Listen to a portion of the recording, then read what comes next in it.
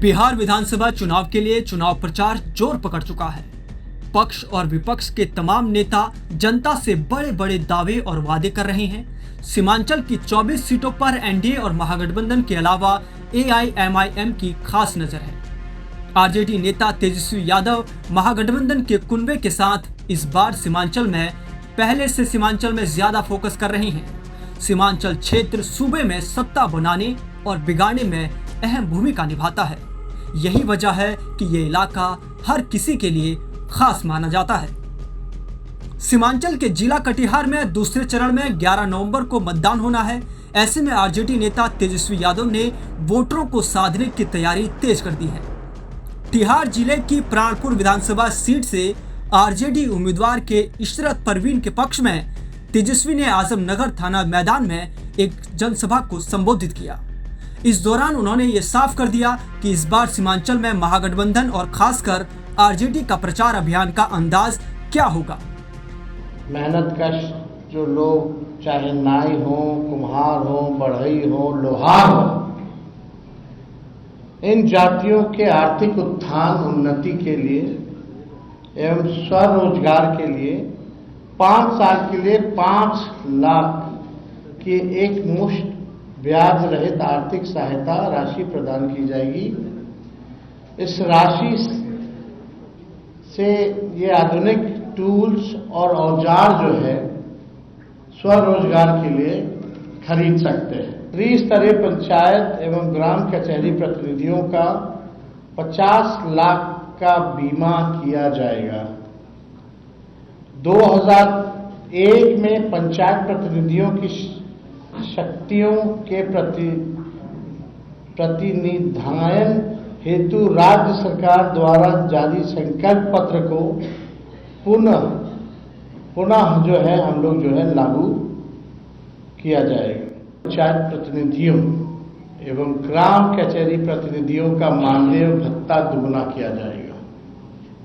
हमारी सरकार बनने पर, महागठबंधन की सरकार बनने पर पूर्व पंचायत एवं ग्राम कचहरी प्रतिनिधियों को पेंशन राशि देने की शुरुआत की जाएगी। मेहनत कश जो लोग, चाहे नाई हो, कुम्हार हो, बढ़ई हो, लोहार हो,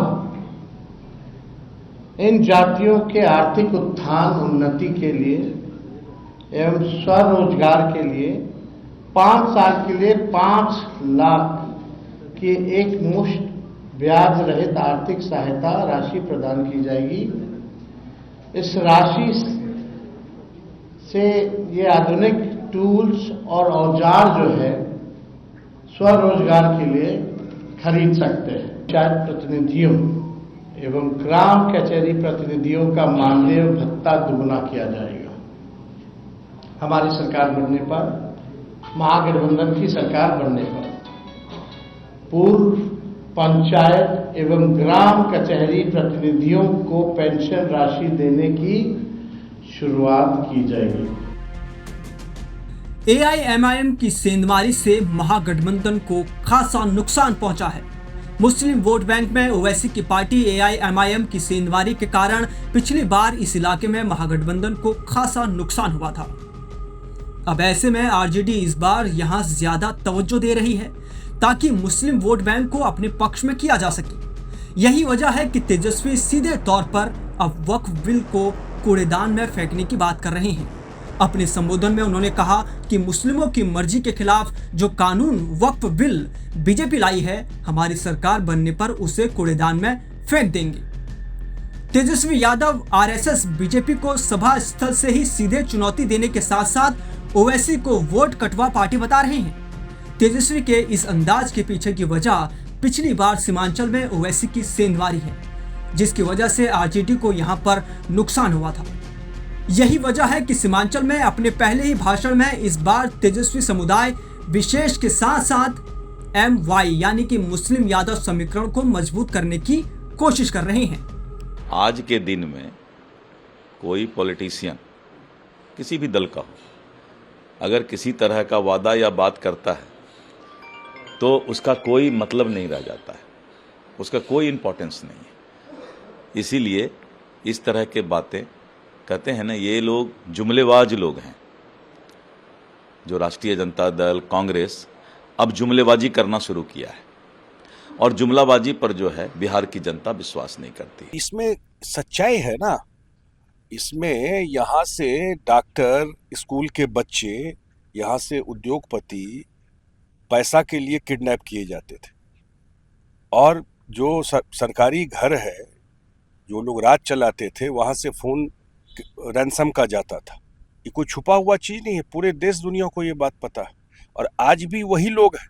क्या बदल गया उसमें? कौन लोग थे जो 15 साल बिहार को बिहारी बोलने में शर्म लगता था? तो वही लोग हैं। और आज भी कोई चेहरा थोड़े बदला, वही पार्टी है, वही विचार है, वही लोग हैं। सीमांचल क्षेत्र जहां मुस्लिम आबादी और पिछड़े वर्गों की बड़ी हिस्सेदारी है, लंबे वक्त से यहां विपक्ष का प्रभाव रहा है। साल 2020 के चुनाव में असदुद्दीन ओवैसी की पार्टी AIMIM की वजह से यहां बीजेपी सबसे बड़ी पार्टी बनकर उभरी थी। यहां 40 से 70% तक मुस्लिम आबादी है। मुस्लिम वोटों के दम पर ही ओवैसी ने इंडिया गठबंधन का खेल बिगाड़ दिया था, जिससे फायदा बीजेपी को मिला। सीमांचल के अररिया, किशनगंज, पूर्णिया और कटिहार जिले के 24 सीटों पर 2020 के विधानसभा चुनाव में NDA 12, महागठबंधन 7 और AIMIM के 5 सीटों पर जीत हासिल कर सीमांचल की सियासत में एक नई इबारत लिखी गई थी। पिछले चुनाव में AIMIM ने महागठबंधन को सीमांचल में भारी नुकसान पहुंचाया था। 2020 विधानसभा चुनाव के परिणाम की बात करें तो बीजेपी ने 8 सीटें जीती, कांग्रेस ने 5 सीटें जीती, AIMIM 5 सीटें जीती हैं और JDU ने 4 सीटें। CPI, ML और RJD ने एक-एक सीट यहां पर जीती थी। सीमांचल में दूसरे चरण में चुनाव। इस बार सीमांचल में दूसरे चरण में चुनाव होंगे। ये क्षेत्र, कुल 24 विधानसभा सीटें हैं इस क्षेत्र में। राज्य की राजनीति में ये क्षेत्र एक निर्णायक भूमिका निभाता है।